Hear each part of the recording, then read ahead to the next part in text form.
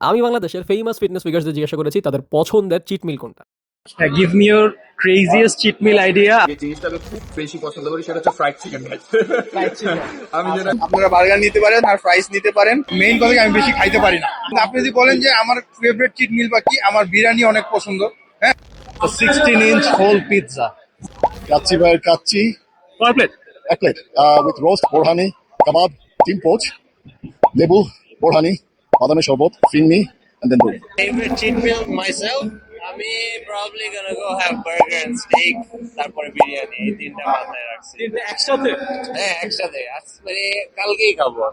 আমি প্রতি সপ্তাহে একবার বার্গার পিৎজা এগুলো খাওয়া। প্রতি সপ্তাহে একবার? একবার অন্তত খাওয়া।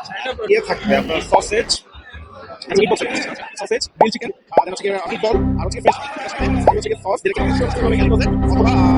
অথবা সস ওকে, এই সব মিক্স করে একটা নির্দিষ্ট ক্যারিয়ারে নিয়ে ওখান থেকে আমরা 300 to 400 গ্রাম নিব, যেটা ক্যালোরি দ্বারা 1200 ক্যালোরি, 1200 থেকে 1500 ক্যালোরি মাত্রা। So that's the biggest calorie মাত্রা। পিৎজা খাবো, গরুর মাংস খাবো, মানে তেলে রান্না করা। কিছু ফ্রুটস খাবো যেগুলো আমার পছন্দ, যেমন যদি আমের সিজন হয় তাহলে অবশ্যই আম খাবো, লিচু খাবো, এগুলো আমার পছন্দ।